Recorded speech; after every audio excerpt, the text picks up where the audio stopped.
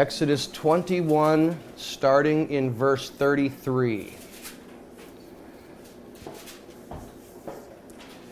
So, we had previously discussed some various mishpatim, judgments, and in regards to civil laws about, property rights and property violations and thefts and just regulations for the community. And we are still continuing on this vein for just a little bit longer here.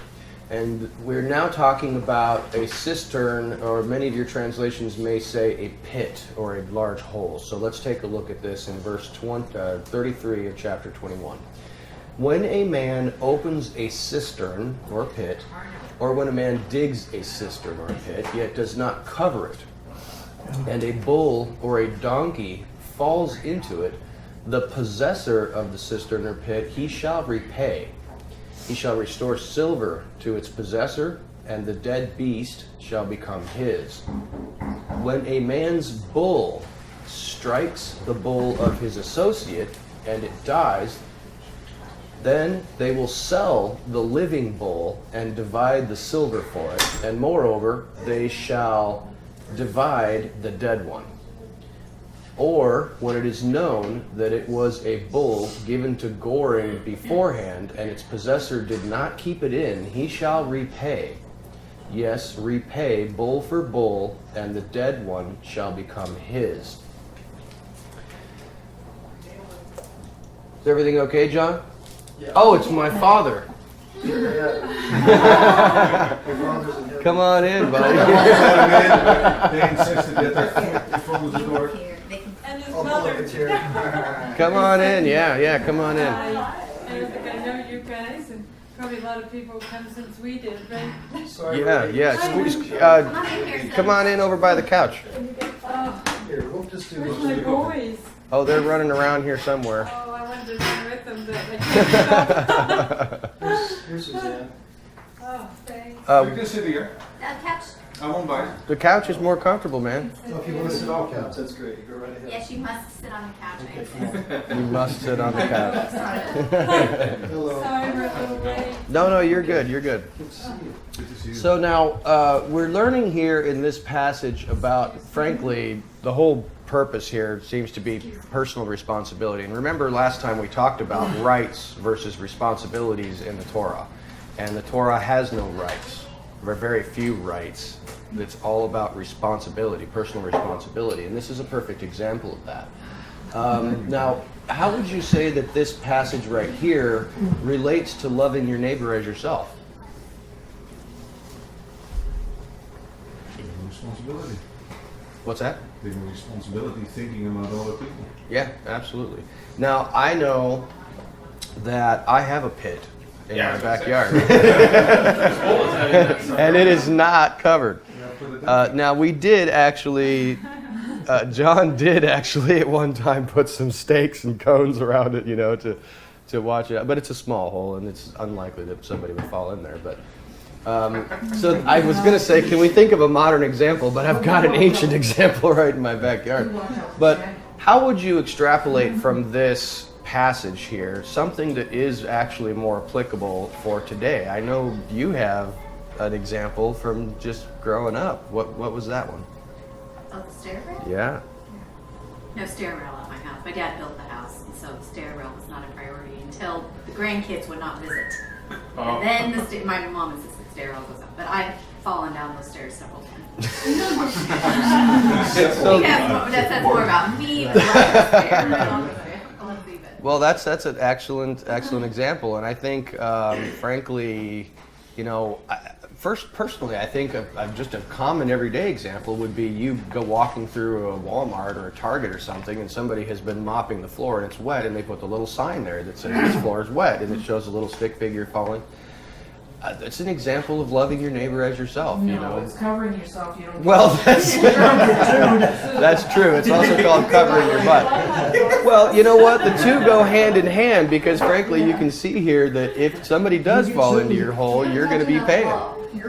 So yes, you will protect yourself from litigation But it's more, I mean, getting to the heart of the matter, like Yeshua would do. It's not talking about, protecting yourself from litigation. It's about protecting your neighbor from harm. That's why those of us that are shopping, we see it wet, we go tell somebody so they'll fix it, so somebody else won't fall. That would be an excellent example of watching out And for I your get made fun of almost every time I do it by somebody. It doesn't make sense though. This doesn't cover the whole.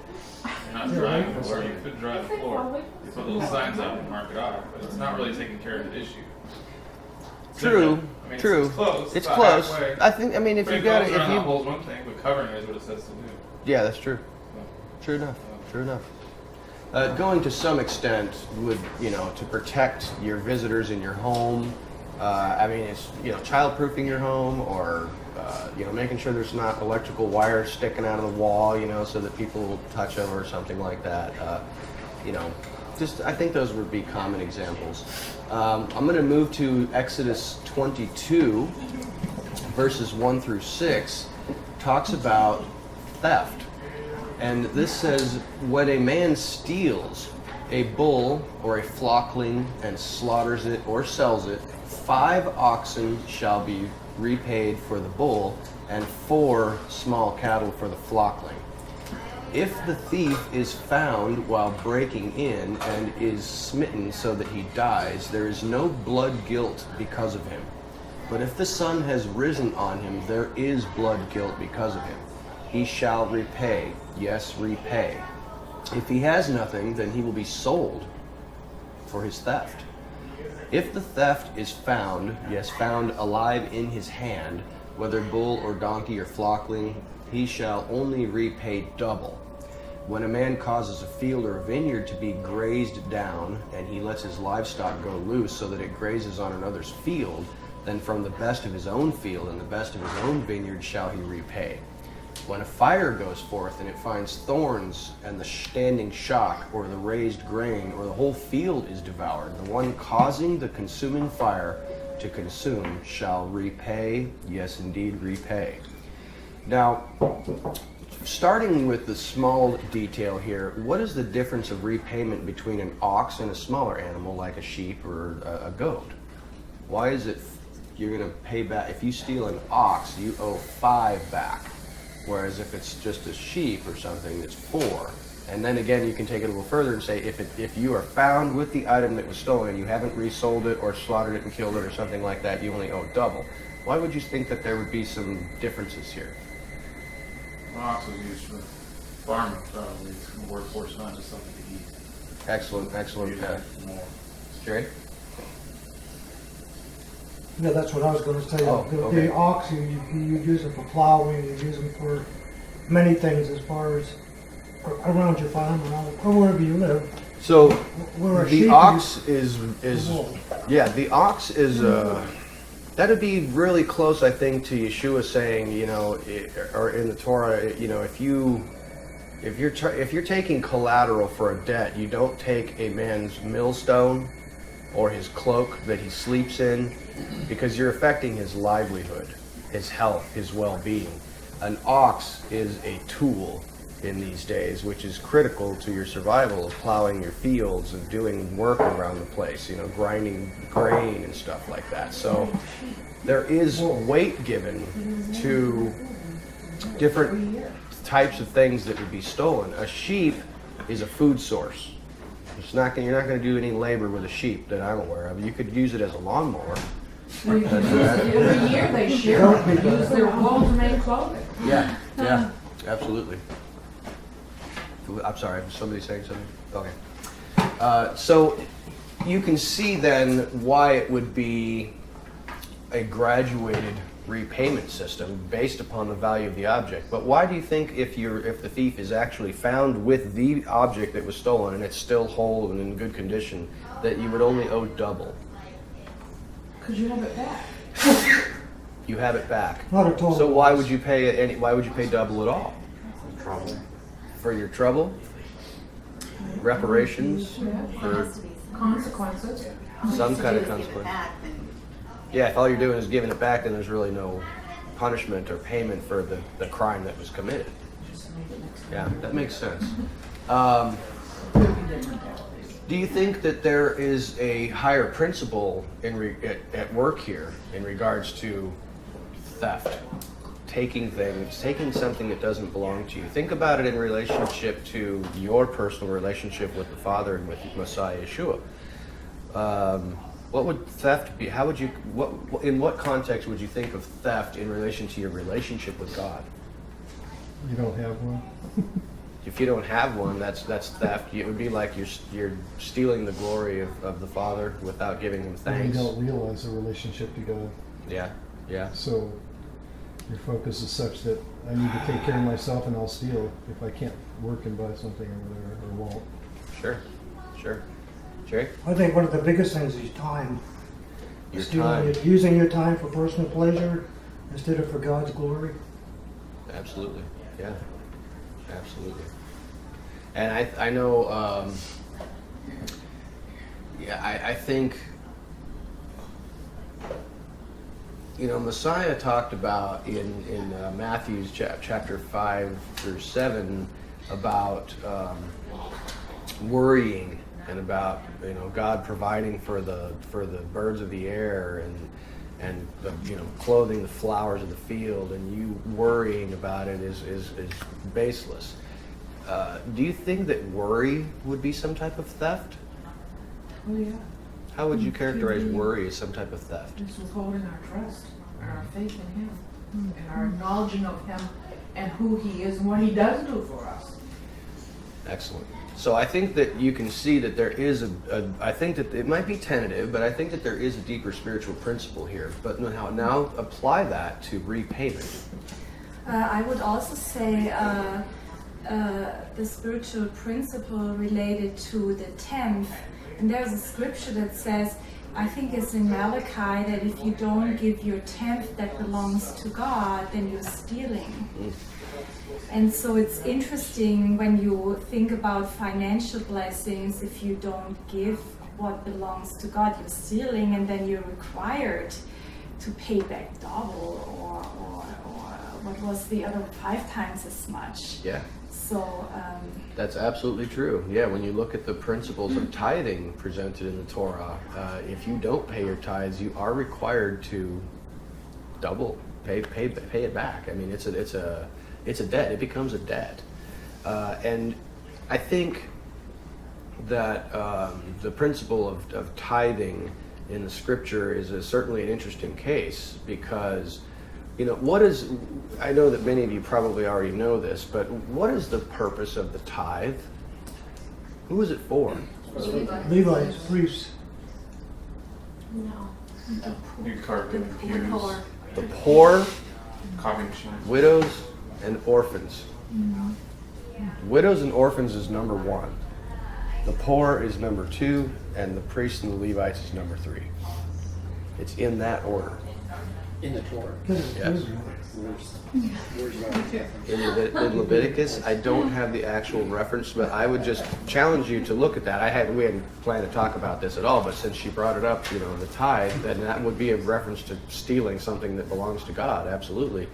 That you want to look that up and take a look at that. And when it says the tenth, is it referring specifically to monetary things, or is it the tenth? No, it's the 1/10 of 10th minute of the day. no 1/10 of your produce of your field, of your increase from the work of your hands, 1/10 of your time. That's So an what does it interesting apply? That's what I idea. mean. I mean, that's if it's not specifically stating that it's of your work or. Well, I think that you've hit on an excellent point, but it's 1/10 of everything. I mean, everything belongs to God, and all He's saying to you is, I want 1/10 back, but not for Him, not for the church on the corner, not so they can build a mega church, but for the poor and the widows and the orphans. And yes, you want to pay the person who is your teacher, not me, obviously. I'm gonna try not to go into deep thing here. You're going to try not to? Try not to. But if we would like to, get more information, I can give that to them Please. later. But the spiritual meaning that I'm seeing here when you're talking about this today and how we can apply these things today, I still don't believe that the Father is asking us to give our money to people and find people to give our money to necessarily. I mean, someone in need, but obviously you would. But I think the poor and the widows and the orphans have a spiritual connection to identities of certain groups of people scripturally. And Messiah says, I think it's Messiah, says to give the poor the gospel. So I think it's all about this word that we are receiving. We're supposed to be giving it back out, just like the parable of the talents, and what you receive and you give it back. And if you hold on to it and you don't, then you're in big trouble when the master comes back. Yeah. But the widows, I believe, are in reference to the Jewish people who don't know that they are widows. Their Messiah lives, and he died. He's coming back again. And then the house of Ephraim or Christians don't know that they are fatherless. They're orphans, where they're without mother and father. Mother being Torah, father being the father. Yeah. And so the poor, I think, is just everybody else who needs the gospel. That's an excellent characterization of that spiritual principle of tithing. I like that very much. And I could not agree more.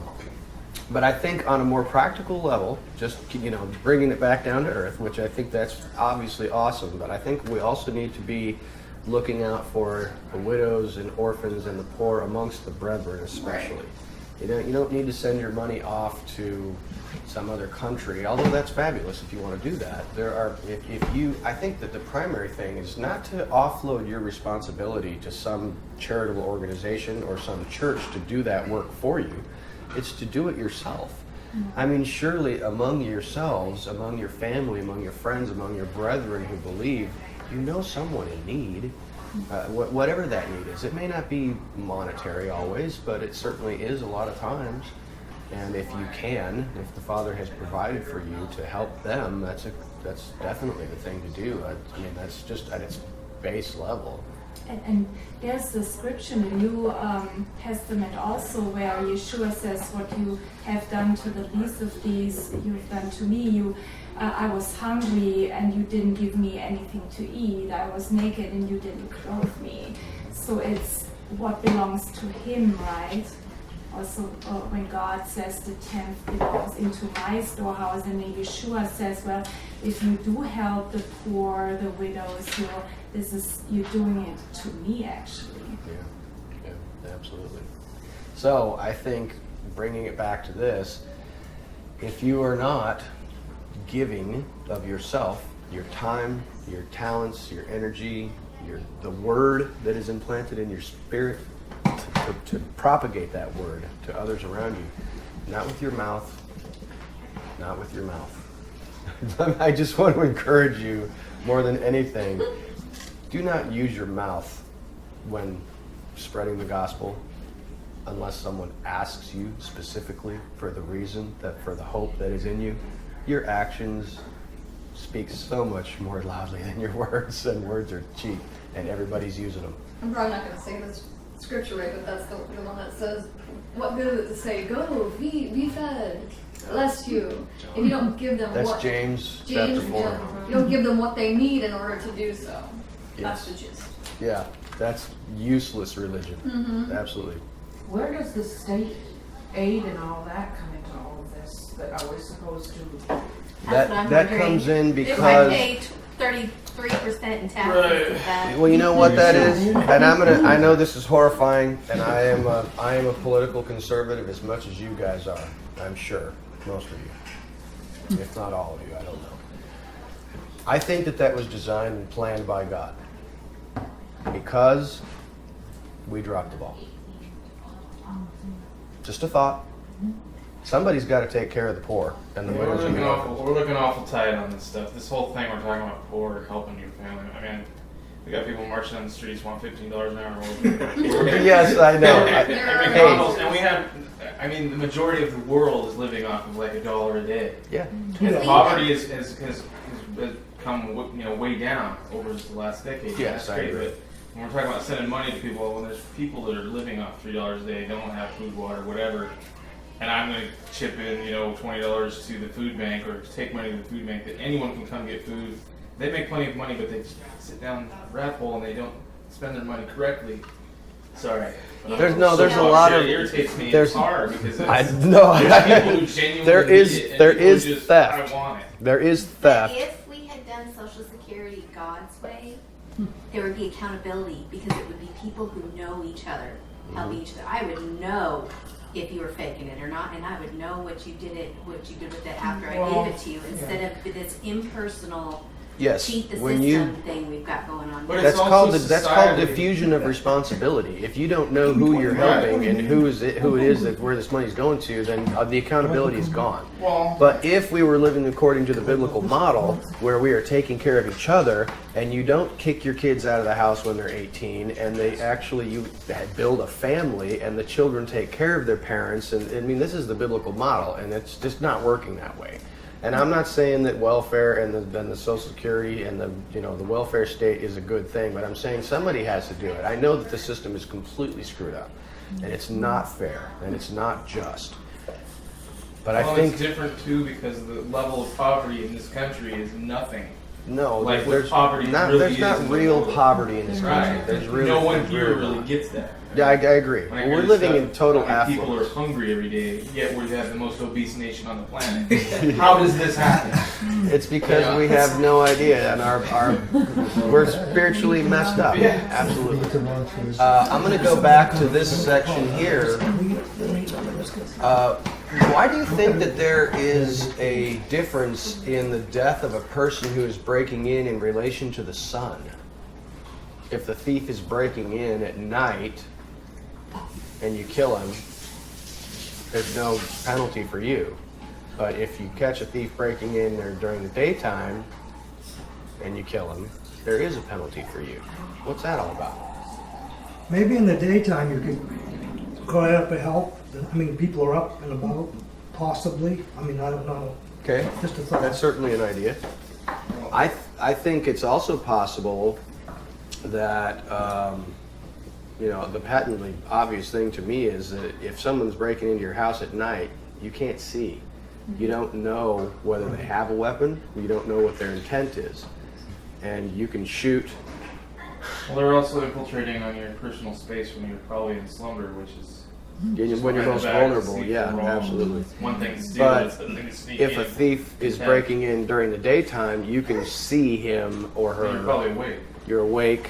Yeah. Maybe they have you can see that they don't have a weapon, and so you can't kill them necessarily. So and now what would be? Is there a deeper spiritual principle here? I mean, it seems fairly practical. About whether you can see what's going on or not, maybe calling out for help, maybe seeing what their intent is, or whether they have a weapon, or they're going to try to harm you or something. But there is guilt upon you if you avenge yourself in the daytime. And you can think about these spiritually from a nighttime darkness, daytime light type of an idea. How might you apply that, Tracy? I'm not reading it that way. Tell me how you're reading it. And maybe I'm not understanding something. 'Cause I'm seeing this verse 1. Well, I think I might be wrong. Where it says, "If the thief is found breaking in and is smitten and dies, no blood shall be shed for him." End of that thought. Okay. If the sun has risen on him, meaning he didn't die, blood is due for him. Surely he shall repay the thief. If he has nothing, then he should be sold for his theft. So you're saying if the sun is risen on him, meaning he He didn't lived die. another day, another sunrise, Yeah. then see, that makes more sense. That's an interesting interpretation. Because it goes Yeah. right to he should make full restitution. Yeah. Right. He Okay. has nothing that will show. So if you smite him and he lives through till sunrise, then there's no guilt. That does seem to tie in with the previous passage we were reading, where you smite a servant or you smite somebody and he's able to get up the next day and walk around and he starts to heal, then you have to pay for his lost time and wages and his healing, whatever he needs. So that does seem to tie in together. So you're saying if you wound him but don't kill him, and he makes it through the night, Then there's no guilt. then it's another scenario. Okay. I like that. That works too. I think it works either way. In my opinion, if you have a thief breaking in the night and you can kill him because you don't know what his intent is and you can't see whether he has a weapon or not, it certainly works for me that way. I don't know what it means blood is due for him, though. Yeah, I don't get that part. blood is due with my interpretation is that means that the avenger of blood can take vengeance. Blood is due, that means life for life. Yeah. If the son of justice, blood is due for him. Surely he shall repay. See, yours reads even better than mine. See, that's Yeah, why. into a scenario things, I don't get It should it. be Well, so that's much why more. I was portraying it the way I was when I first said it, because if the sun rises, then somebody from his family can become the avenger of blood, and you'll have a life-for-life situation. What I'm looking at when I see this passage is that if a thief is breaking in or attacks you in the darkness, and you can't see whether he has a weapon or what his intent is, you don't know whether he wants your purse or your life. You have the ability, the right, to kill this person because you cannot discern his intent and you don't know whether your life is in jeopardy or not. Whereas if you are attacked during the day and you can see that this thief is just trying to grab your purse and you can see that he doesn't have a weapon in his hand, you can't kill that person. I'm just trying to bring it into modern society. Well, if those thieves that you read about in the news are breaking in the middle of the day when only teenage girls are home and they're high on meth and they have a weapon, is she in trouble for killing them? No, obviously not, because that would fall under, self-defense. As long as he's taxed. Well, I thought that would What be it might be something. saying is if you kill him at night, you gotta bury him before the sun gets up. Then everybody's gonna see it, and then you gotta pay because you capped something the night before. You got that hole out back, you can throw him in there. Nobody's the wiser. Is that what the hole's for? They had it coming. That's what the hole's It's just for. a way to find out that you killed somebody. I thought that anybody He's that gonna breaks come in is coming into your domain and you have the right to defend it. Well, I don't know. You can if they're coming at you with a gun. Teddy bear? Dad, let me ask you. You're a law enforcement officer after a certain aspect. If someone breaks into your house in the middle of the day and you can see them and you can see that they don't have a weapon, are you allowed to kill them? In this state, you are, because there's castle law. They violated your space. And that verse isn't talking about them not having a weapon. It's not saying No. either way. Yeah, and that's why I'm positing a theory about how this might be interpreted is something to do with you. It's in darkness, and you're not sure what's going on. You seems to be saying to me that you have a right to take a life in this situation, but if it's in the daytime, you don't seem to. It's an interesting conundrum. And this is all about him stealing cattle, oxes and sheep, right? Still, because that seems to be the continuation of this stuff. Yeah, it's all part of, in the context of a thief, but here Actually, if you go up to the top though, it says that he could steal it, but he can also slaughter it.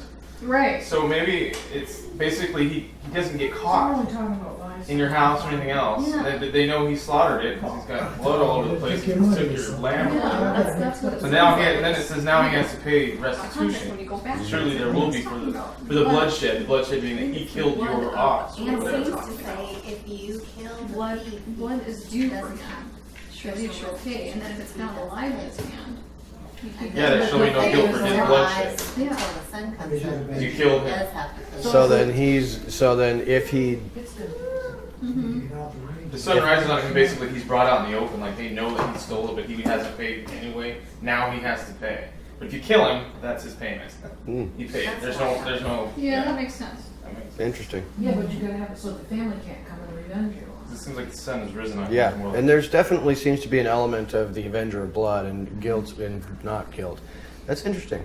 Interesting How insight. do you think there was no incarceration implemented in the Torah?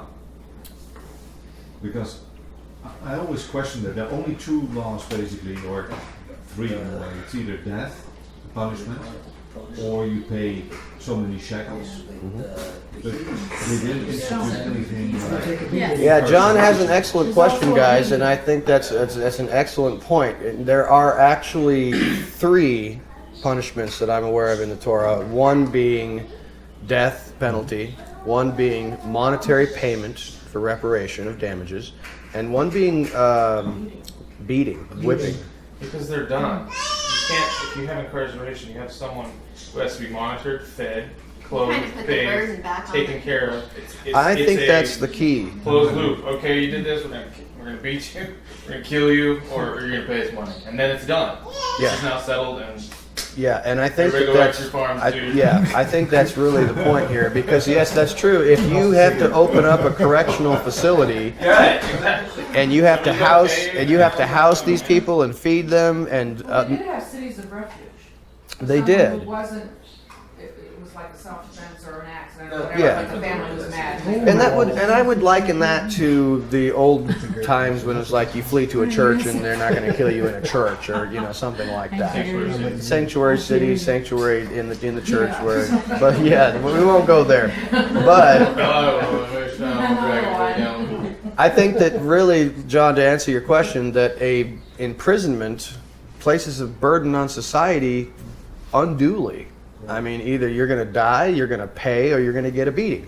Yeah. I think that works 59 out. Years after that, they invented that, of course. Yeah, in yeah. prison. Well, that's because of other societal considerations where I don't know.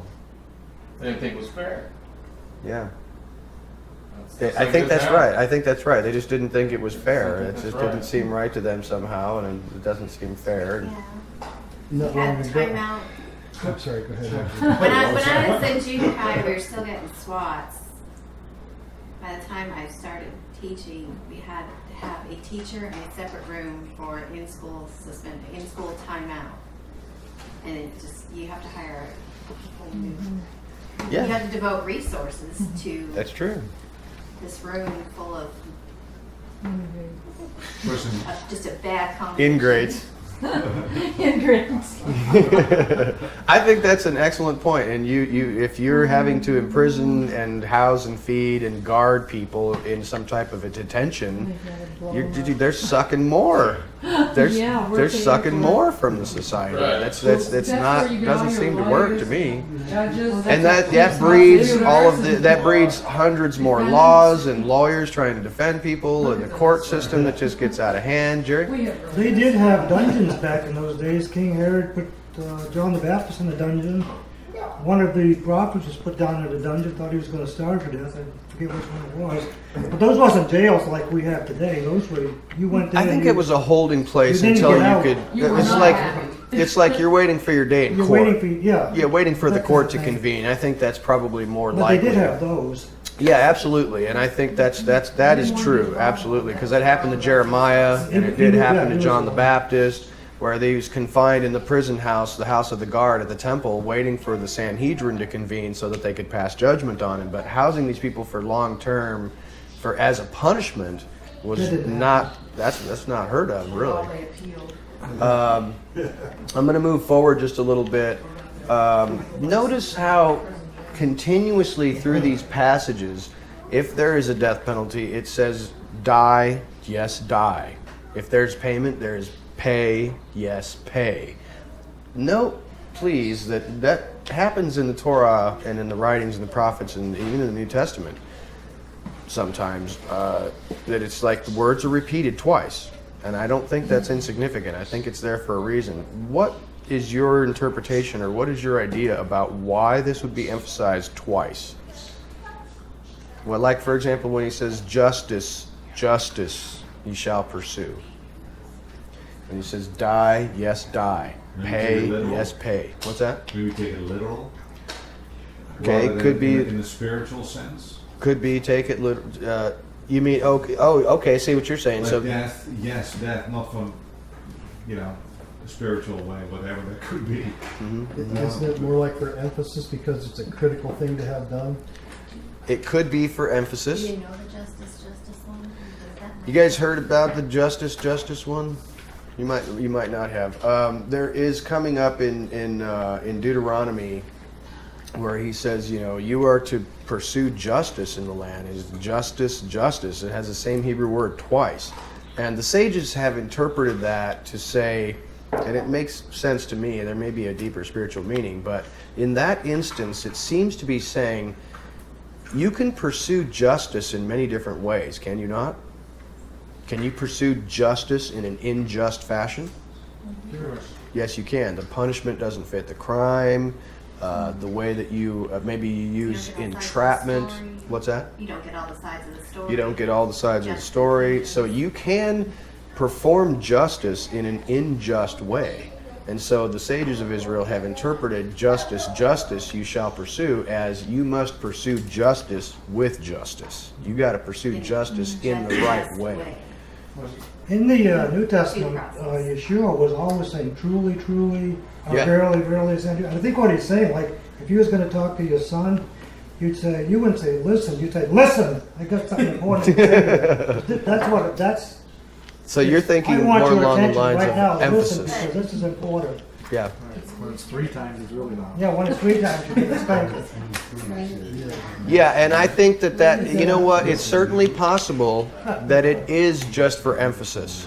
But sometimes I don't think so. I think that there's something that is on a base level you could say yes, it's probably there is some emphasis there for sure. Justice, for instance, like you're saying, you can do it unjustly. You can also fail to serve justice because if you can't justly gather evidence or there's holes in that, like it happens now, people get off for doing a crime that we all pretty much know has occurred, but we can't justly prove it. We Right. can't. So I don't know. What does that have to do with it? Because if you're iterating that yes, unjustness, but the flip side of that would be justly doing this. Everything is all in caps. It's got. Everybody knows this happened, and we know. I mean, there's no other possibility here, but we can't prove it, and you know, like we have right now. Absolutely. And I think People they, get off. they had problems in that time too with bribery. If you had Yeah. money, you could get Yeah, absolutely. off free. Absolutely. As people do today. And there's a little section coming up right about that, about showing favoritism either to the rich or the poor. You know, feeling bad for the poor and ruling in their favor just because they're poor. Or ruling in the favor of the rich because they've given you money or you're afraid of what power they might have if you don't let them get out. You know, their associates coming after you or something. So I just wanted to throw that out there, and you might have to think about that and ponder it and pray about it, but I think that there's something more than just emphasis there. It certainly could be, but I think that there's something a little bit deeper there. I'm not sure what it is. I wish I was prepared to give you some pearl of wisdom, but I'm not. I'm going to move forward a little bit here to, you notice in the these we have these deadly forces like fire and stuff like that, and you can see here that they're identified. The ox is a devourer, the pit is a devourer, the eater is a devourer, the fire is a devourer, and you can see the Hebrew words here from these different sections of 21 and 22. The ox is a shore, the pit is bor, the eater is mavah, and the fire is hever. Now, something interesting that you can see in the Hebrew, this is just something that I came across. If you look at those same Hebrew words that are spelled exactly the same way but pronounced differently, the ox, shore, can also be pronounced shur, which means look. The pit, bor, can also be pronounced bur, which means ignoramus. The eater, mavah, can also be translated as maveh, glutton. The fire, hevir, can also be pronounced hever, anger. What? Do you think that there might be something else going on here? That each one of these things is a devouring force, which also can be just pronounce it slightly differently, and you've got a different Hebrew word, which is look, ignoramus, glutton, anger. What principle do you think might be being portrayed here on a deeper spiritual level that we're not necessarily talking about an ox and a pit and an eater and fire?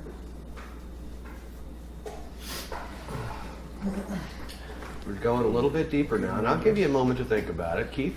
So, like you say, if you say he fell in the pit, he fell into ignorance. I mean, is that sort of the kind of thing? You could actually interpret it that way. It's the same spelling of the Hebrew word. Like you when just they say pronounce it you stumbled into the pit, you fell into Yeah. it. But the look, what kind of look would be? Yeah, that's the only one that I'm. That's an interesting one. I'm just bringing it out here, ma'am. I overheard what you were listening to, so I know where you're headed with this. Speak. No. Speak. When you look at those 4 things, and you take look as lust, do they start to sound like a part of a familiar list? Yeah, like Ten The Commandments. deadly sins. 7 deadly sins? The 7 deadly sins. What does that have to do? Yeah, Is even that, Ten that's, Commandments. is that biblical though? Mhm. It is biblical. Yeah, absolutely. I Absolutely. didn't realize that it was like directly. It's from the Psalm. No, they took it from a movie. They took it from a movie. Oh, you saw the movie? Keith is supposed to say that. So that's why. Yeah, absolutely. Okay, that's like the. So yeah, if you think about that, that the ox is look or possibly lustful looking, okay? The pit is somehow related to ignorance, maybe the darkness of the pit. The eater is somehow tied to gluttony, and the fire, anger is a devouring fire for sure. There is something greater being discussed here than just the mundane things of an ox in a pit and somebody's, you let your animal graze in somebody else's field and you accidentally start a fire that burns down somebody's field. If you take this and look at it in a slightly different light and just pronounce the same Hebrew word in a slightly different way, you've got looking with lust, being an ignorant person, being a glutton, and being consumed with anger. There's something going on here. And it's not inconsequential, I don't think, that those Hebrew words can just be pronounced slightly differently and come up with these things. Keith? So you're saying, back in the day, if an ancient Hebrew read this verse, they would have saw those other words, Yeah. somebody doing these things to That's somebody, exactly what I'm saying. versus is us that, taking yes. it in this context, trying to translate it, thinking it literally meant, about some animal eating Well, his field or something. I'm not suggesting necessarily that you would look at this and read it at a fundamental level with these words replacing the more patently obvious ones. It's the family part of it. It's the deeper spiritual part of it that I think is being pointed out. Yeah, but I think it makes sense because when I went back and I read, and if a man shall open a pit or if a man shall dig a pit and not cover it, when we relate it to ignoramus, being ignorant, sometimes we can make other people sin, like in the case that I'm a false teacher and I'm teaching false doctrine, I'm ignorant to the truth, and by doing that I'm digging a pit for somebody people are gonna else fall to in. fall in Absolutely. because of my teaching. And I think Yeshua mentions that in the New Testament also, that they make I think he has something where he mentioned the rabbis, they make up their own rules and they cause other people to stumble. Yeah. And I think that's an excellent observation, and I think that may hit the nail on the head in that one. Tracy? I was going to say, with Hebrew words, every Hebrew word has a root word, and every root word has something to do with that word, and that's totally foreign to us with our language. But that's what's so neat about Hebrew is that you can go down to that root word and see that it is connected, and it will be. And it's like a. Sorry, continue. Oh, that's okay. But they all have when you get to the root, as you're saying, they have that really fundamental, practical. What's the word I'm looking for? Concrete meaning to it. Yeah. And that concrete meaning gets built into where you get these More abstract words. Abstract principles built on concrete foundations, yes. But how is 22:4 talking about eater? If you let your cow or your ox graze in someone else's field. Oh yeah, that's the first 5 he's talking about. What if these are principles that he's planning on applying to the adversary for his personal injury he inflicts? Can you speak a little bit louder and a little bit elaborate just slightly? What if, let's say that Yahweh's giving these principles, but in the back of his mind, he's thinking of the adversary, and that these are judgments and principles that he is going to place on him one day for the adversary's personal injury he's inflicted upon. Well, because the Messiah, this thing with thrown into a pit, dividing equally. I mean, I start seeing these little phrases that are reminding me of Things that the 30 Messiah said. shekels. I mean, I'm starting to think, okay, maybe this is where he's picking up his principle for the judgment that he gives, hands out at the end. Okay, so you're taking it as these devour the adversary is often referred to as a devourer. Right. Okay, so you're talking about maybe extrapolating a deeper spiritual principle of the devourer getting what's coming to him as a thief and a devourer. Okay, I see what you're saying, and I like that idea, and I think that I would say, remember that Paul told us in Corinthians. Is God concerned about oxen when he says don't muzzle an ox? Is God really that concerned about oxen? No, this was told for a different reason. Yes, it has its concrete, practical application. And these do obviously have practical, concrete But application. everything physical has been created to teach us something spiritual. So That is a reflection. what if he created an ox and the whole idea of muzzling and eating in order to teach us something much bigger?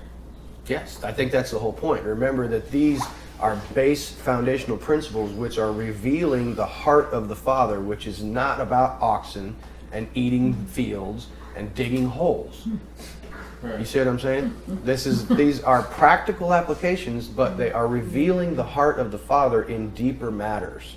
And that's why if you don't study a little bit and become a diligent student of the Word and you just gloss over this stuff, you might think, well, this is about ox and pits and, grazing cattle and fire devouring fields, and it really doesn't have anything to do with me. I don't live in an agrarian society. That's so the wrong way to look at it. There's so much more that you can get when you realize that these judgments, these mishpatim of the Father, are revealing the Father's heart in a very foundational, basic way that everyone can understand.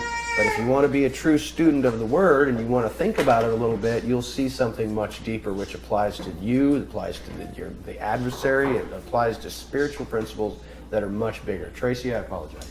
I was just going to add on to that was that I think what Ani was kind of touching on was that Messiah says, can the blind lead the blind? Shall they not both fall into the pit?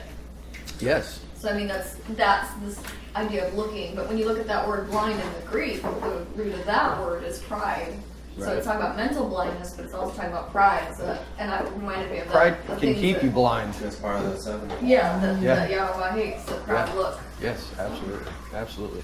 So it's just something to think about, and I just wanted to put this up here because I heard about it from someone else, and I thought it was really cool, and I wanted to share it with you to give you a deeper appreciation for looking at this on another level. And maybe when you're studying, when you take your notes or something, and you say, okay, wait, we got an ox and a pit and a fire. Do these things have anything in common? If you just read, like, I know this is a little bit more work, but if you're reading in your Bible and you're doing the who, what, when, where, why, and how for the sections that you read, and you kind of look at it, you can make some interesting sense of these things that go a little deeper than just about oxes and pits and grazing and fire. Well, one thing that's hugely I keep coming across this, my experience with the Bible is this one right in front of me. This right here is like, the double meaning, I guess. Completely. I don't know how many people are exposed to this. Well, you wouldn't be unless you look at the Hebrew. Right. And that is That's what what I'm is saying, and that's I what's just so don't think very many amazing people do. about the times that we live in is just like the prophecy in Daniel states that knowledge will increase and people will go into and fro, is that frankly this was practically a dead language for a couple thousand years. And it's only been resurrected in our own generation, and now there's all these Bibles everywhere in Hebrew, and you can look this stuff up on your little computer, and there's no reason not to do this. And this is frankly all over in the Hebrew Scriptures.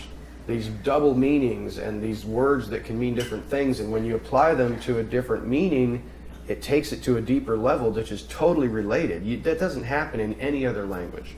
And I heard somebody, I think it was a rabbi, who said that reading a English translation of the Bible is like kissing a woman through a veil. It's nice, but it's not as good as actually kissing her lips. That veil is going to be torn through Messiah. That is correct. I think he wouldn't have realized that, but that's an excellent observation. It really makes you stop and think when, in the New Testament, I'm sure, I don't remember where, I think more than once, because I've taught it in Sunday school to little kids with a flannel graph, about becoming like a little child. Yeah. To learn of Messiah and Yes. to accept Jesus. Yes. And that's really not, Well, that's and- just the beginning. Yeah, absolutely. And I think if you But were we to never went apply, any further. if you were to apply that today, how do we become like little children? How would you characterize a little child? Well, children are constantly asking questions. Yes. What, how, where, why? Why do I do this? Yes. But that's the question you think of when you think about a child. He's always asking why. But who do you think they also come to it like more openly? They're naive. They're not, yeah. They're naive. teachable. Yeah, there's not so many. They haven't so many decided that they pieces know of, everything. you know, Yeah, absolutely. locked up in their brains. We That's have to why we become should- like this children. Is why to learn it like you guys are, so that your little ones are still little, and even yours, you're able to start teaching them. Where I am at 65, all of a sudden trying to go back and But you know what? undo everything. But you know what? You have a heart that is open, and you are I relearning. know, but my You have a family heart of doesn't a want to child. hear it. Well, remember what we said. I know. Nobody But wants to there's hear it. nowhere, nobody's telling them. Nobody By that they keeping the believe. commands, that is shining the light. Nobody That's that all they you have to believe do. is telling them. I know. It's just, And I don't think that God can't use, you know, all the stuff that we've learned and known and grown and. It's you that, know, that knowledge our is new there for a reason. experience, I Yeah, agree. absolutely. I don't We, think we've it's got a fair. good foundation, and I think that we need to just dig a little deeper and be more like children to say why. You know, that's all you got to do is just say why. Why do I believe what I believe? Is it just because somebody told me that?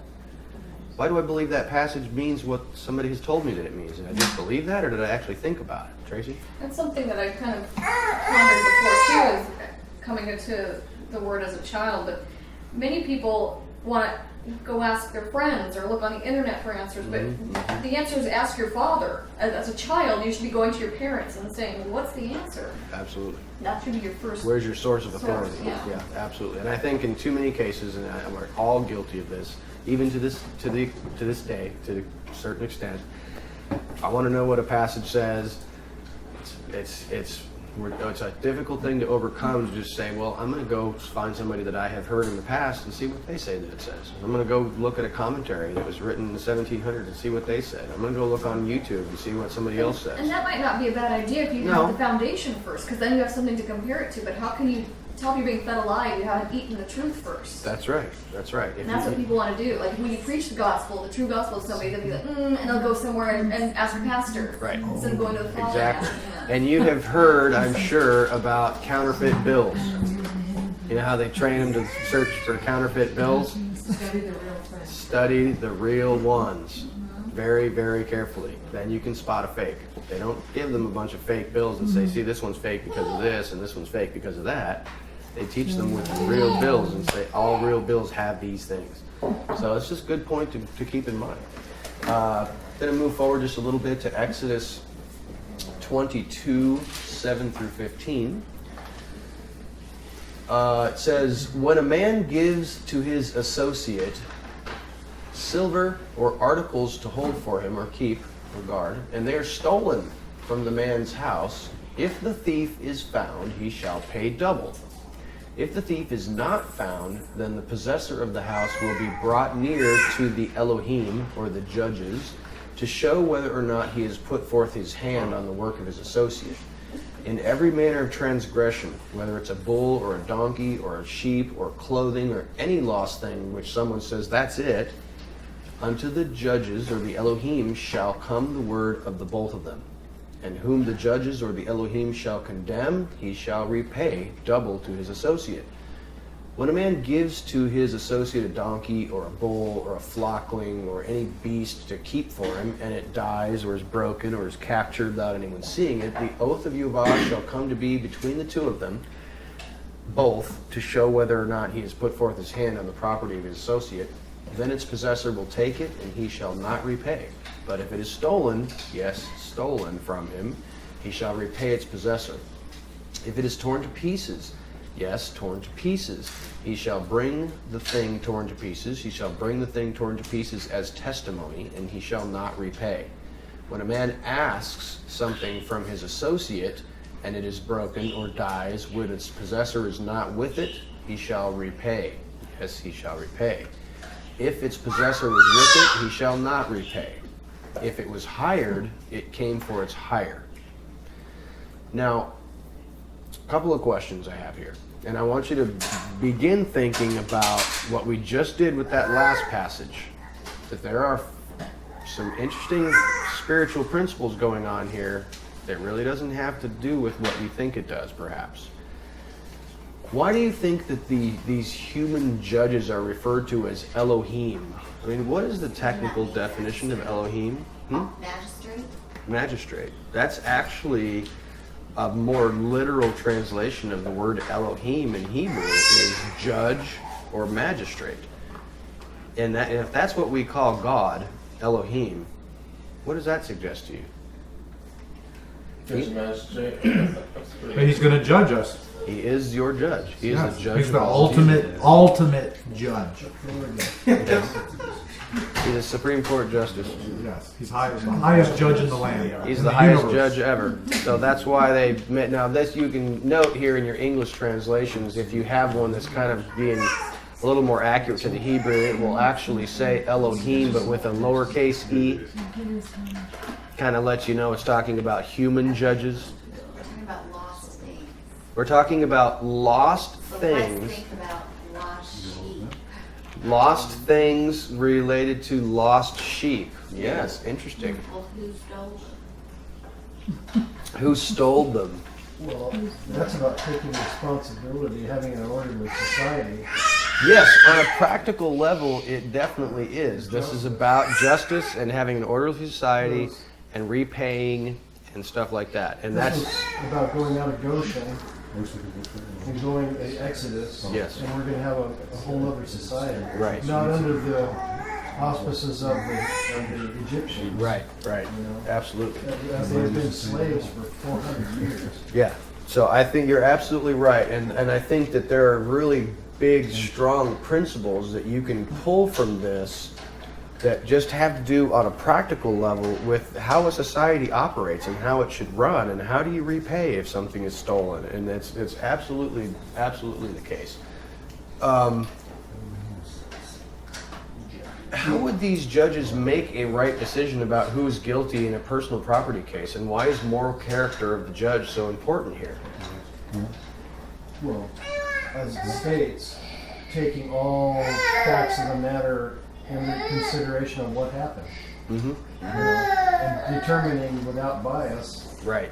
what happened. And I think this is going back to just a little bit ago, talking about how your judges will not, like when Moses' father-in-law said, choose wise men from among the people who hate a bribe and who love Yuvah to become the judges. Because if the judge is corrupt, then you've got real problems in the society. Justice is corrupt. Justice is corrupt. Absolutely. And these And there is no Elohim justice, judges, per se. yeah, justice is gone. Yeah, And then you're getting societal breakdown. amazing. Kind of, I get the feeling that, like, I don't know, if you keep that attitude of not being moved by a bribe, like, I don't know, common sense conclusions become more aware to you, and, like, God's hand is in it, in and of itself, because of that. Sounds, I don't know, that's the... Yeah, absolutely. I want you to take a note. I'm gonna kind of back up, and I don't want to get. I want to take a look at the forest and not the trees for just a moment. I want you to take note that we have 4 types of guardians. There are 4 types of guardians portrayed in this passage of Scripture. And I have laid them out for you here. You have an unpaid guardian, you have a paid guardian, you have a borrower, and you have a renter. That's what these 4 categories of people are that are described here. You have an unpaid guardian, a paid guardian, a borrower, and a renter. Did you catch that? Now, if we're going to take this to the next level, and it suddenly doesn't just become about a donkey and a flock and hey, I borrowed you my lawnmower and stuff like that, it becomes a little bit more significant. And considering that God is the owner of everything, also begin to think about the parables that Yeshua gave about him entrusting talents to people as he went on a journey. And then you plug yourself in to one of these four categories. Are you an unpaid guardian of the things that have been entrusted to you? Are you a paid guardian of the things that have been entrusted to you? Are you a borrower of the things that have been entrusted to you? And are you a renter of the things that have been entrusted to you? First of all, you should maybe consider what are the differences between an unpaid guardian and a paid guardian and a borrower and a renter. Their attitude in relation to the owner of the things that they have been given. Let's start with an unpaid guardian. I just give something to you, and I say, hey, can I just keep this at your house for a little while? In fact, I have something at your house. You personally.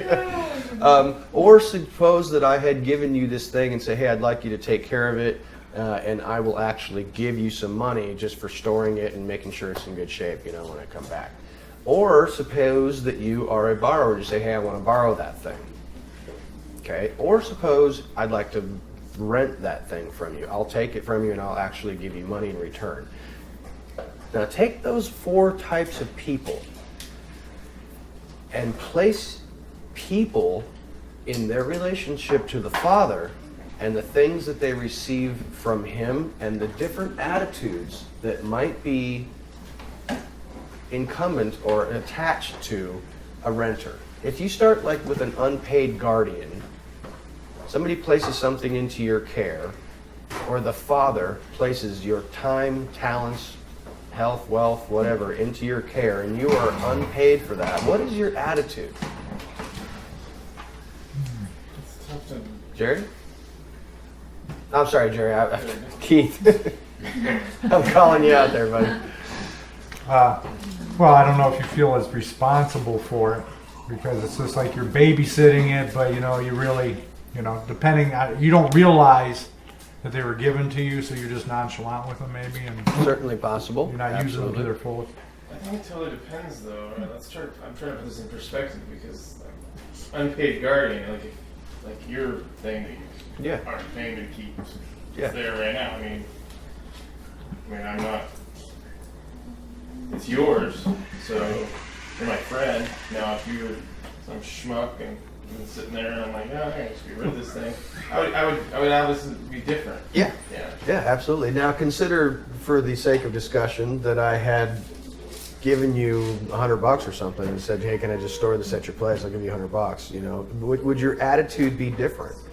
Or consider that, switch it around and say, hey, I want to borrow that thing. Well, I understand. I'm trying to connect this spiritually to the Father. That's where I'm having the stumble there. Yeah, and I get the. Yeah, and we're just. How are we doing this? Okay, so we're just working through this, Jerry. I'm going to go back to the unpaid guardian one. Mm-hmm. Back in their day, back like in Abraham's day, Lot's day, if a traveler came through and you took him into your house that night because they didn't have hotels and stuff like that, he didn't pay you nothing. You were his protector. You would give your own family to a robber before you would throw that person out because you are his 100% provider for that night while he's under your protection. Right. That's what God expects of us, and that's the mindset we should have even today. Yes, absolutely. And Angela said there's an honor element, and we don't have in our society. So. Yeah, we don't have much of an honor society. Guilt and whatever, innocence. Guilt and shame, or honor and shame. Yeah, absolutely. We kind of are lacking that. But I think that each of us, in our relationship with the Father and the things that He has given us to entrust into our care, can be plugged into this in some fashion. A renter, notoriously that renters do not have the sense of owing the landlord anything. I've paid my money. I don't particularly treat the property of the landlord with sanctity. I pay my money and I get to use and possibly abuse what you have given me because I've paid my money. What are you smirking about? Nothing. Go ahead. Nothing. No, you can't do that. Well, that you were supposed to see that. Spiritually, that sounds like something. Spiritually, it sounds like Pay your what? money and you're covered. Got my fire insurance. Yeah. Does it? Does it? I don't have to do what you say. I have my fire insurance. It doesn't matter what I do from here on out. Ah. You can't buy fire insurance in this manner. Interesting idea.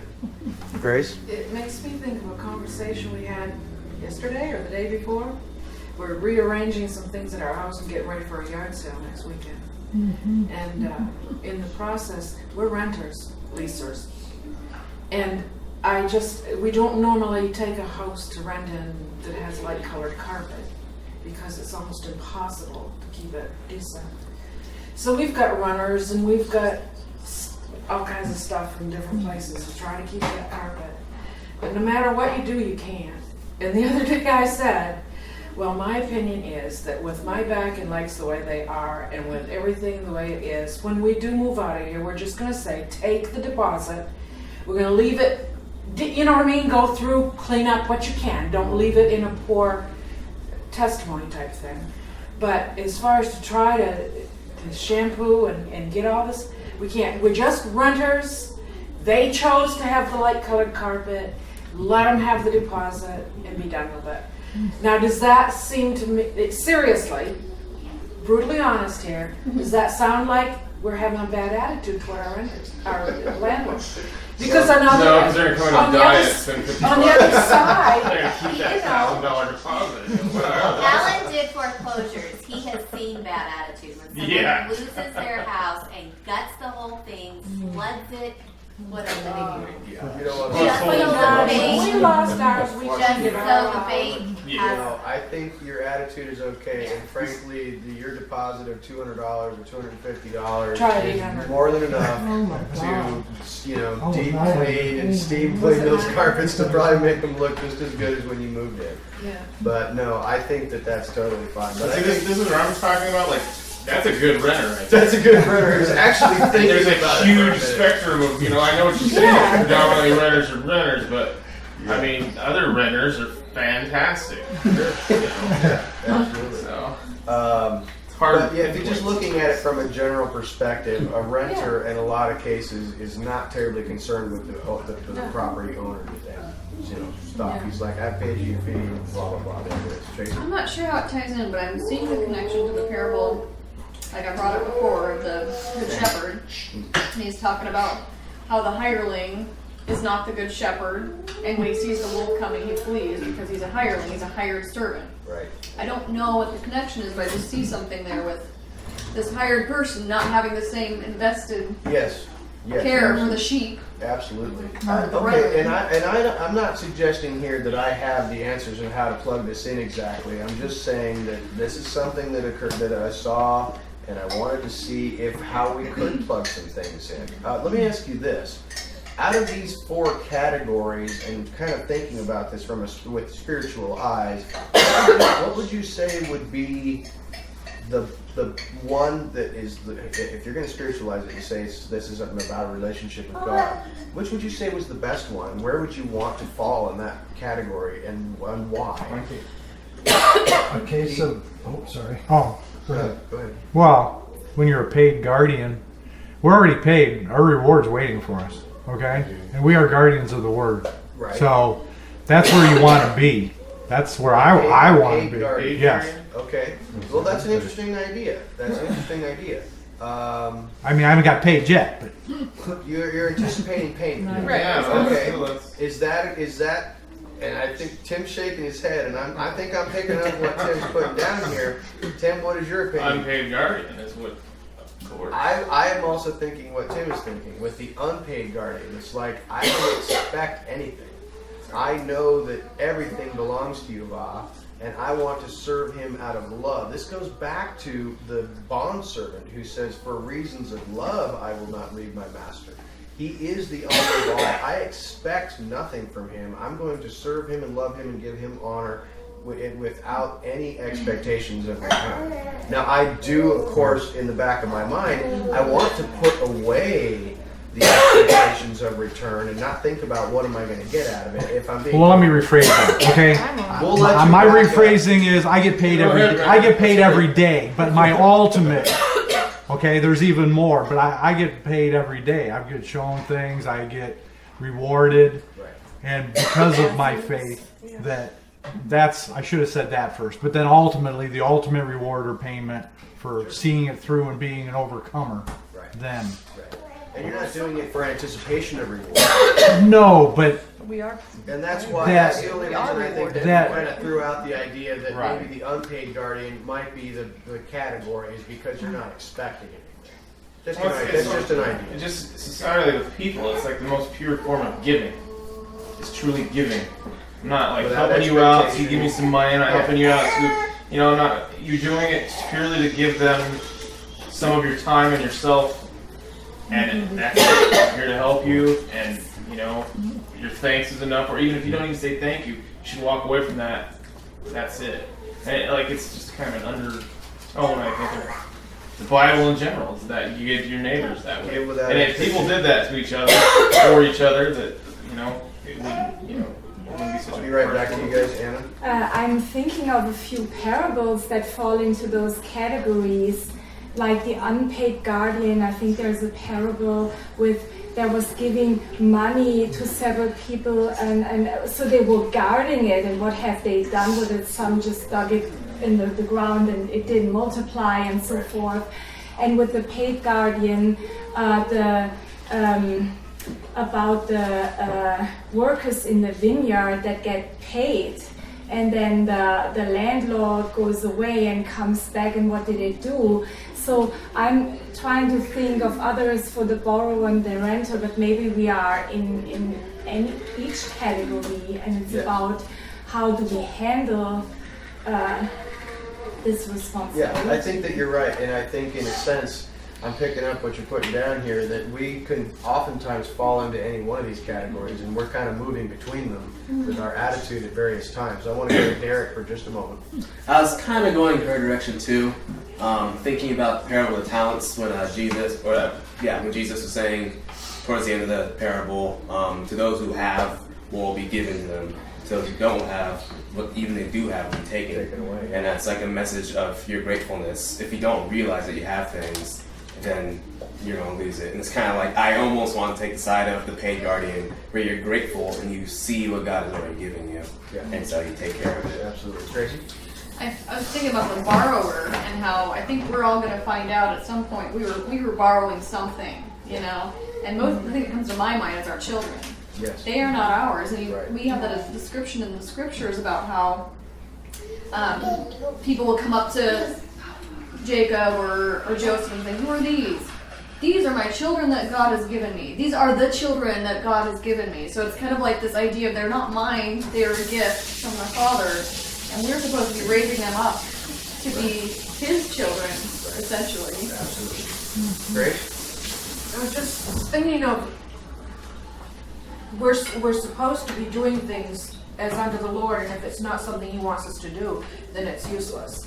When we get to heaven and we get before the throne, and it's going to be either wood, hay, and stubble and burned up, or gold, silver, and precious stones, which will be rewarded, and then we will give that crown to Jesus, right back to Jesus. And so it's a matter of do everything as unto the Lord. Whatsoever you do in word or deed, do it heartily as unto the Lord, or something like that. Yeah.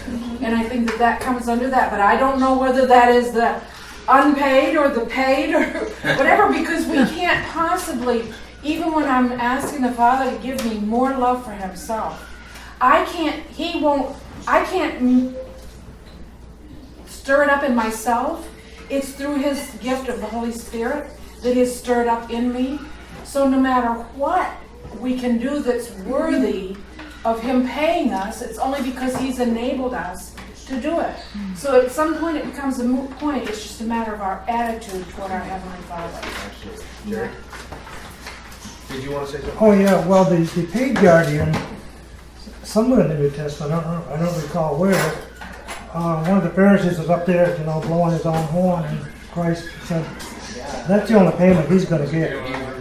No more reward. He's getting his reward now, where the unpaid guy, he's doing his thing kind of in the background, and he gets up to the beamer. I was going to say, hey, here's a little reward for you. Maybe you're going to get the reward for being a martyr or something. Who knows? But you'll get. But that paid guy, he ain't going to get nothing. Right. Yeah, I was thinking, I mean, we really don't own anything in this world. We are borrowers, we are guardians, and we are renters. And so, yeah. If I were to characterize this, I would say, it should be our goal to be either a borrower with a really good attitude or an unpaid guardian with a really good attitude. I think generally speaking, you probably want to stay away from being a paid guardian or a renter. It's just my idea from a spiritual perspective. Daryl? One of the stories, parable, if you would, it's both sides of that issue, unpaid or paid, because it's of the Good Samaritan. Yes. And what the innkeeper gets paid to take care of the unpaid servants. He feels his obligation out of concern for this man who was beaten and robbed. Right. Left for dead. And all the high spiritual folks walked right on by. That's right. And then here's this lowly Samaritan who came up and said, oh my God, a man who's beaten and bleeding and has been robbed. And what was his heart? The unpaid guardian. That's right. Christ's heart is all dark the heart. And when you think about, do you want to be, if I put myself in this position, like if one day I get to stand in his presence and he gives me a reward, do I even want to take, would I be like, oh, I can't, I don't. Yeah, I earned that. No, you don't want to have that. Or when you're sitting at the lowest seat and come up, oh, I can't. That's just kind of how I feel, so it just, that unpaid makes more sense to me. Yeah, absolutely. Keith? Well, like Anna was saying, we really don't own anything, but he even states in the Torah that if you follow my commandments, you will be given blessings. To me, that is sort of a payment. If you recognize your blessings and you know that you're blessed, then I'm not going to ignore that. I'm going to honor that and say, yes, I'm going to know there are blessings from him, and that it is, not that I'm saying he has to pay me, but we use that as a term because everything is done as a transaction in our society, it seems like. So. And I think that, it's certainly, we just have to watch our hearts, but I think you have every expectation of holding the Father to his word when he says, these are my instructions for how to live righteously in a way that pleases me. And if you will do this, I will be your Father, and you will be my people. I will be an enemy to your enemies. I will destroy your enemies from before you. I'll make your grain grow. I'll make the water come down from the heavens. None of you will be barren or childless. You have every right to expect that God is going to fulfill the promises that he made to you.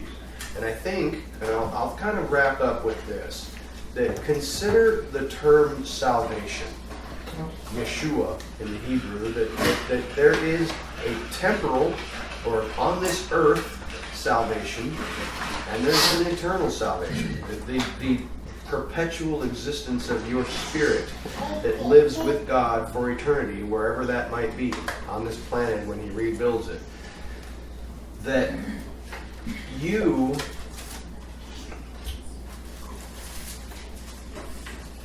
really, it's about the heart, but you have every expectation that he's going to reward service that is good, and you can experience temporal salvation. It's like King David said, I have never seen the children of the hungry going without food. Because he knows if you are keeping the instructions for righteousness and you are walking in a manner that is worthy of your calling, you have every right to expect that the Father is going to honor that by providing you with your daily needs. And Yeshua in the parables that we were just talking about says the exact same thing. Why are you concerned for clothing and food? Seek ye first the kingdom of the heavens, and all of those things that you might be otherwise concerned about will be given to you. The Father knows that you need these things. That's the very base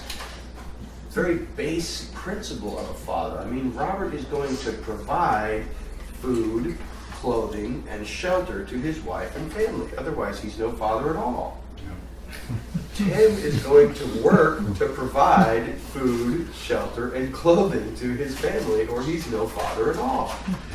Your heavenly Father is so much greater than that you can expect those things, but you don't want to have an attitude of expectation. So we got to find a balance there. Mike? Yeah, so that is my name, Mike. Yeah. Funny I do it so often. I would have called you out on that. But finally, somebody besides me is calling him Tim. Well, it's so confusing because his last name is Tim. I'm always messing up. Go ahead. I was just wondering about verse 7 and 8 there. Do you have some clarification on what this means, or on this first part here? So a man gives his associate silver or articles to keep. Somebody gives somebody into the keeping of someone else. And then they are stolen from the man's house. Right. And if the thief is found, he shall repay double. But if the thief is not found, then the possessor of the house, is this the man that has the article? Yes. Will be brought near Yes. to the judges to show whether or not he has put forth his hand on the work of his associate. Yes, so my understanding of that is that if I give something to you to take care of, this is the unpaid guardian, that I give something to you to take care of, and you come back to me and say, hey, you know that thing you gave me to take care of, it's gone. Okay, and I said, well, did somebody steal it? And you're like, they must have, it's gone. Okay, and we can't find the thief and we have no evidence. I'm not naturally going to assume that it's you, but it could be. And so, I mean, that's always the possibility, is that if we don't have evidence, we have to look at the possibility that the person to whose care it was given had some hand in taking it. I mean, that's my understanding. Does that work for you? Does it fit into the narrative? Yeah, I think when I was first reading this, I wasn't thinking about Shamar. Oh. I was thinking, oh, it's mine. Oh, yeah. I'm going to keep it. So then why would the other person get involved if something got stolen? I see. See, this is why in our society, our laws for prosecution are based on these scriptures. They are. Absolutely. They prosecute conspiracy. Yeah. If it's proven. Yes. It has to, has to be proven in a Yeah, court of if law. there's no evidence any other way. Unless you have the perverted judge Right. and perverting justice, Yeah, and this shows you absolutely that most societies are based on these ideas, but they are either taken away from them or added to them. Well, when you're saying the word keep and shamar, I'm thinking about how shamar means to keep or watch over, and if we think about keep like me, I'm thinking of the scripture when he says, my word will not return unto me void. It will accomplish my purpose. So it's kind of like that talent, that owner coming back to collect his talents. It's like, what have you done with it? Yeah. This is your word. This is not mine. This is yours. This is what I've done with what you gave me. Yes, absolutely. Could it possibly be that this is about him protecting it? That's kind of how I looked at it. Yes, that's what shamar means. To guard or in Hebrew. protect. A guard. It's like guarding the castle. If a soldier who falls asleep is. So, but this verse right now, because you guys are saying that it's about what we're going to check and see if the guy that he gave it to watch, he's the actual one who took it. Right. Whereas what was stolen, and now they're investigating, hey, you were supposed to be watching this for him. You didn't steal it, but you weren't paying attention and someone did. So is that and I think part of this? Because that's why the judges are brought in, is because there's a big difference though between slacking off or going out for the day and leaving something out that's valuable that doesn't belong to you. Absolutely. That is different than a conspiracy to take it yourself and hide it and say, yeah, someone stole that. That's totally different. And I think that they're covering their bases here with these judges being brought in for that reason, because if you look at, okay, I give you a sheep and you put it in your enclosure, you don't normally have sheep, but you have a little enclosure there, and I think to myself, this is a decent enclosure, it's taken care of. And the judges show up and say, well, a rock was taken to one of the fence posts and it, came undone, and that somebody obviously broke in. There's visible evidence of the pen being broken open. But if the judges arrive, and I have had this sheep kept with Mike for, maybe a year, and Mike has allowed his fence to become into disrepair, then maybe Mike would bear some responsibility. Right. As, I didn't keep or guard the property that was entrusted to me. Does that help at all? Or straight up just, I threw it in with all my other sheep, we can't find it, and yeah, someone stole it out of there. But they're still trying to that's completely different. Because that's all I heard you guys talking about was basically they're going to investigate the guy who's holding it to see if he is the conspirator here and took it and held it for himself, or if it's silver. I mean, they're using silver, weren't they? If he gives his friend some money to keep or anything, I mean, that's the thing. I don't know. If they find the thief, then that thief is the responsible party. But if, like you said, it doesn't really talk about if it's stolen. And they don't find the thief. They don't find the thief. What kind of liabilities does the guardian have just for? Well, he shall pay double. Hopefully, he's got homeowners insurance. Yeah, exactly. Yes, exactly. Well, I'm going to pause there, and we will pick up next time in verse 16.